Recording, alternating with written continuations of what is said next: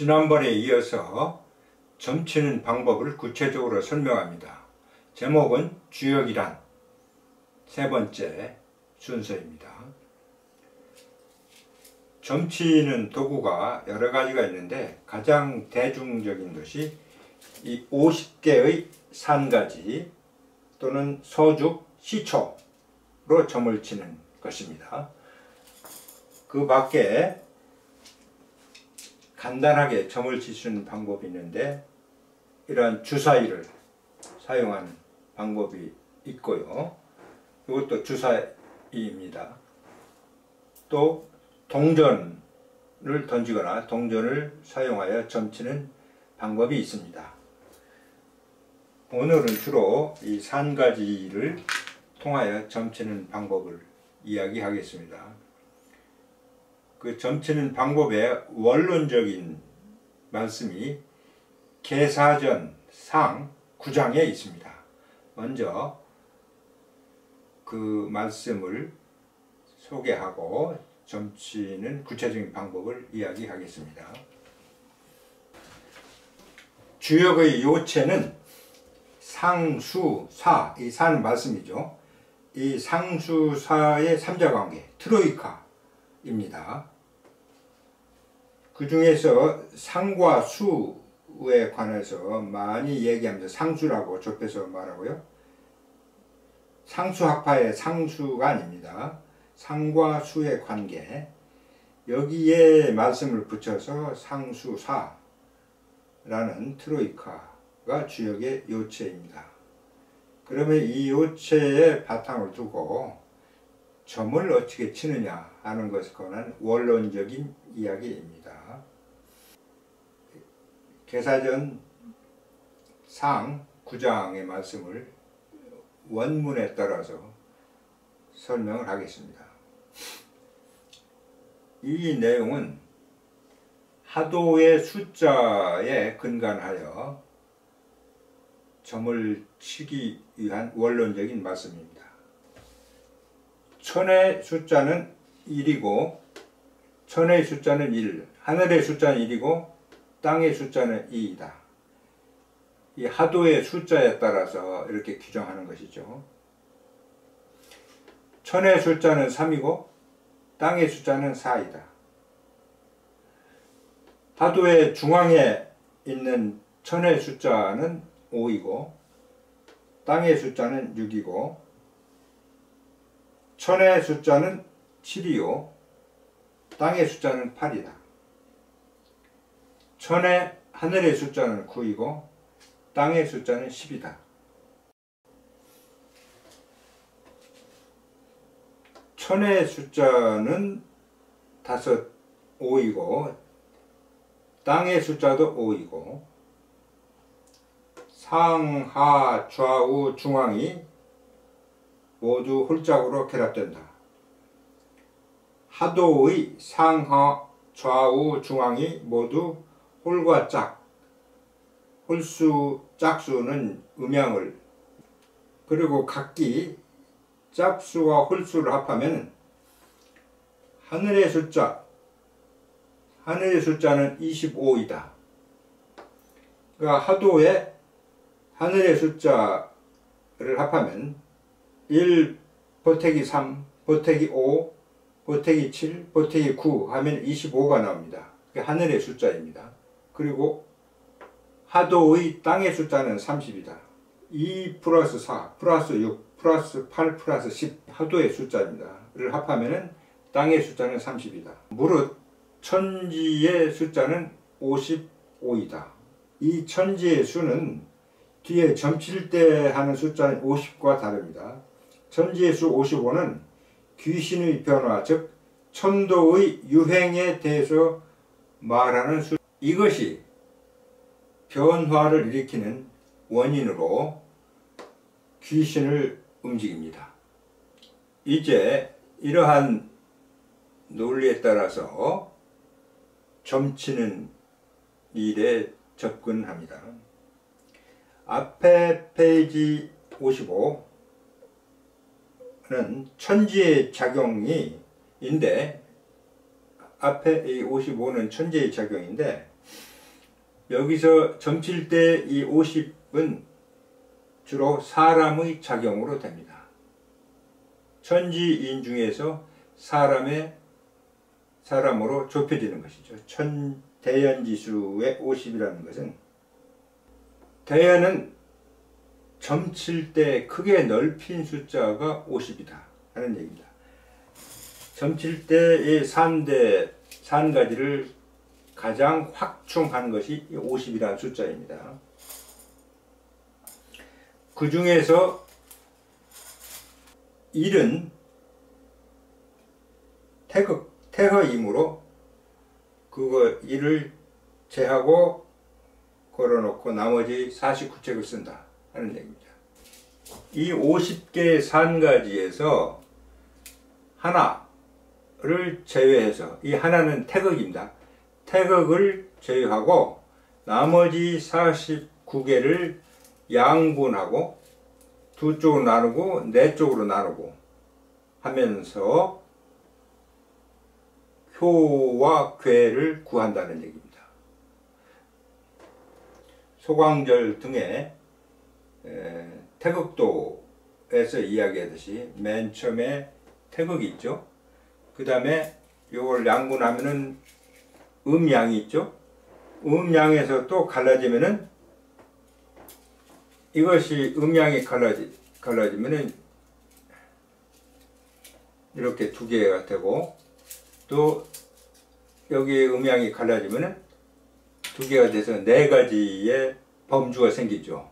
이것이 사상입니다. 이 사상이 더 발전해서 8개가 되고 더 발전해서 64개가 돼서 천지의 숫자가 되는 것입니다.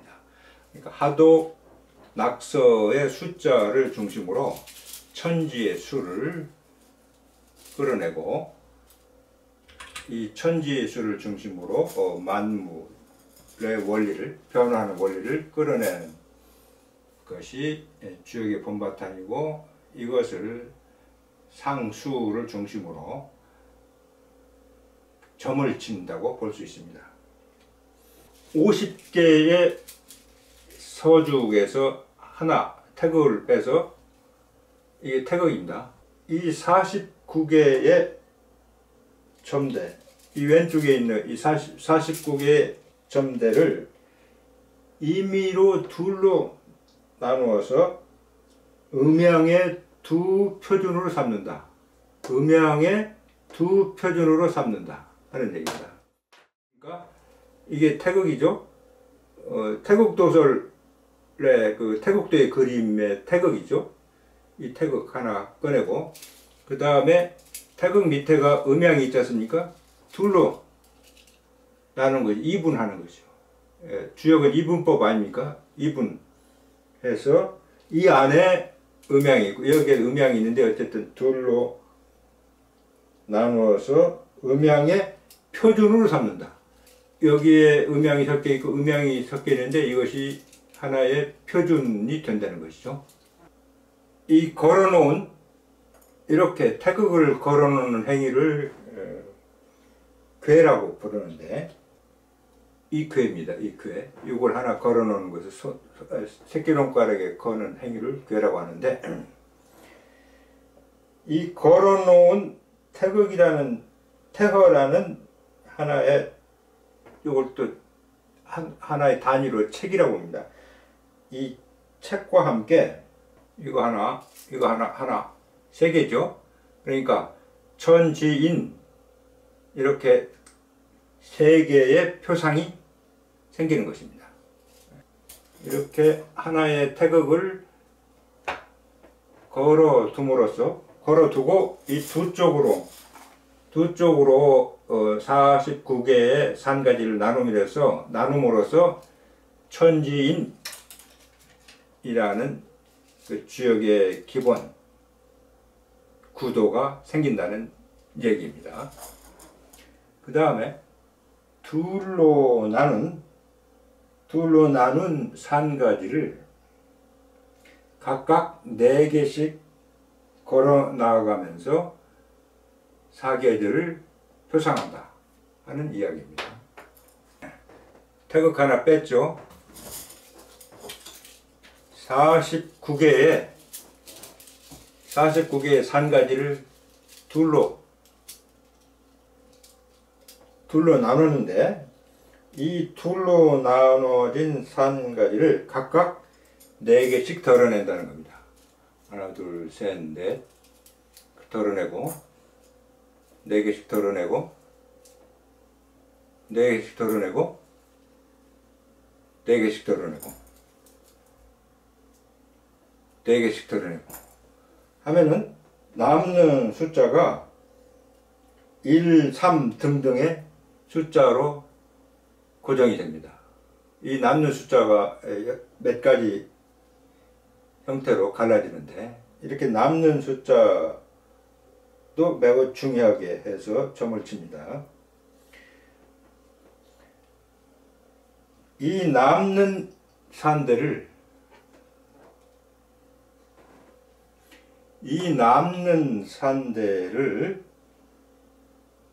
삼지의 양쪽에,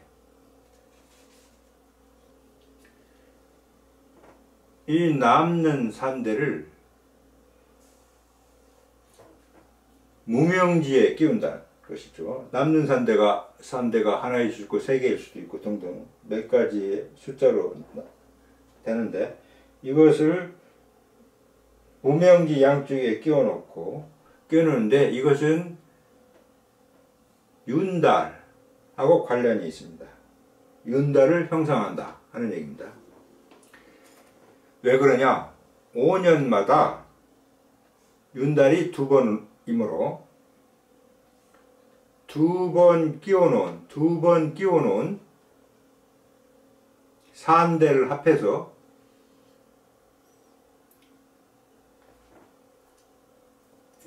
점칠 때 하는 그 소각, 대각이라고 하는데, 그 함에 걸어 놓는다 하는 이야기입니다. 이것이 계사전에서 말씀하는 점치는 원리입니다. 이 점치는 원론을 주자 선생께서 서이라는 논문을 통해서 더 구체적으로 설명합니다. 맨 처음에 점칠 때 의식, 땅을 골라서 처소를 깨끗이 하고 점치는 방을 마련하고 남쪽으로 창문을 낸다 부터 시작하는 점친 의식에 대해서 아주 정결하고 신성한, 그리고 공경하는 마음으로 목욕 재개하고 의관을 깨끗이 한 다음에 손을 씻고 분향하고 공경을 드린다. 천지신명 하늘에게 고하는 거죠. 그대를 빌리고자 점대를 받아들였으니 상도 있소서서. 다음과 같이 천지신명 하느님에게 고합니다. 그대를 빌리고자 점대 산가지를 받들었으니 상도 있으소서. 자기 이름을 대는 것이죠. 자기 직책하고 이름을 밝히면서 지금 무슨 일을 꾀하는데 어쩌어쩌 해가지고 가부를 알 수 없다. 길흉을 알 수 없다. 그래서 신령에게 묻사오니 그 기륭, 득실, 회린, 기쁨과 근심을 신령께서 밝게 알려주세요 라고 고합니다. 그리고 나서 오른손으로 점대 하나를 취해가지고 점통에 넣습니다. 태극이죠. 이렇게 해서 계속 계사전 상 구장의 원론을 실행하면서 점을 칩니다. 점괘를 뽑는 순서 제1변 첫 번째 변화 제1령 일령이라고 하는 것은 운영한다 하는 얘기죠. 점을 운영한다. 제1령 거쳐서 제2형을 지나서 제3령 세 차례에 점치는 행위를 이어가고 네 차례 네 번째 하면은 첫 번째 변화 점은 변화니까요. 첫 번째 변화를 시도한 결과가 이렇게 나옵니다. 이어서 두 번째 변화를 시도합니다. 두 번째 변화의 결과는 이렇습니다. 그렇게 해서 이 세 번의 변화를 마쳤으면 세 개의 산가지 통에 있는 이 산가지들 헤아려서 맞는 효를 칠판에 그립니다. 앞에서 이야기했듯이 괴력입니다. 괴는 이렇게 하거나 무명에 넣어서 산가지를 걸은 숫자가 5나 4인 경우 이게 5개죠. 이게 4개죠. 그러니까 5나 4인 경우는 홀수이고 이 홀수라는 얘기는 뭡니까? 홀수 작대기 하나이죠. 홀수인 경우는 이게 뭡니까? 양의 기호 아닙니까? 예. 홀수이고 이 산가지가 괴력된 산가지가 9나 8인 경우는 짝수이지 않습니까? 예. 그래서 이 짝수는 두 가지가 되는 것이죠. 짝수 이게 뭡니까? 주역에서 음효이죠. 갈라진 것 가운데 음효입니다. 그런 식으로 해서 음과 양의 효를 구분하기 시작합니다. 그래서 노양의 경우는 이렇게 표시합니다. 그리고 중이라고 읽고요. 소음의 경우는 이렇게 표시합니다. 음의 기호죠. 소양, 소음, 노양, 노음 이게 사상 아닙니까? 태극에서 음양으로 나뉜 다음에 점을 치면서 사상을 얻어내는 것이죠.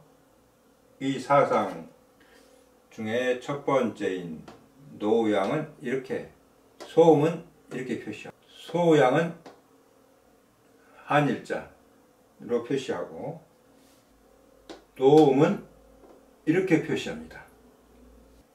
이렇게 노양이 나오면은 소음으로 노음이 나오면은 소양으로 변화합니다.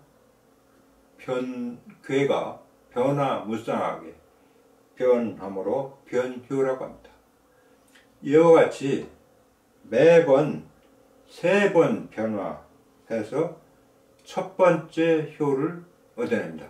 앞에 제1변, 제2변, 제3변 이야기하지 않았습니까? 그래서 3번의 변화를 거쳐서 첫 번째 효를 얻습니다. 첫 번째 효를 얻었으므로 이 첫 번째 효를 6번 거듭하면은 6개의 효가 돼서 한 괴가 되죠. 그러니까 첫 번째 효를 얻기 위해서 1변, 2변, 3변 3번의 변화를 하지 않습니까? 3번의 변화를 통해서 하나의 효를 얻었으니까 이것을 6번 하면 한 괴가 되니까 결국에는 18번의 변화가 일어나는 것이죠. 첫 번째 효를 얻었으면 모든 시책을 다시 합하여 49개를 만들고 이와 같이 반복합니다. 3번의 변화로 한 효가 결정되므로 곱하기 6개의 효, 3 곱하기 6, 그래서 18번 해야 6개의 효가 탄생되고, 6개의 효를 얻으면 바로 하나의 괴가 되는 것이죠. 64개 중에 하나의 괴가 되는 것입니다. 그래서 괴의 몸이 나타난다. 이 건괴의 노양, 건괴의 노양, 건괴의 노음의 노자는 양의 기운이나 음의 기운이 극도로 충만했을 때 양은 음으로, 음은 양으로 변하는 것이죠. 건괴는 음괴로, 음괴는 양괴로 변할 때 노의 극입니다. 그러니까 노양의 극, 노음의 극이죠. 이렇게 노가 되면은 노의 현상이 극으로 충만하면서 변화하는 것이고, 따라서 노양은 소음으로, 그리고 노음은 소양으로 변하지만 소양과 소음은 변하지 않습니다. 6효가 다 변하지 않으면 주역의 탄사가 합당할 것이다. 이렇게 해서 하나의 괴를 얻으면 점을 치는 예를 끝냅니다. 주희 선생의 점치는 방법에다가 자신의 견해를 덧붙인 정약용 선생의 점치는 방법에 관한 논문이 시괴전이라는 글입니다. 기세춘 선생이 편역한 주역대전 제1권 402에서 430쪽에 자세하게 설명되어 있습니다. 그 밖에 아까 이야기했듯이 주사위로 점치는 방법, 동전으로 점치는 방법, 또 숫자로 점치는 방법 등 아주 다양한 점치는 방법이 있습니다.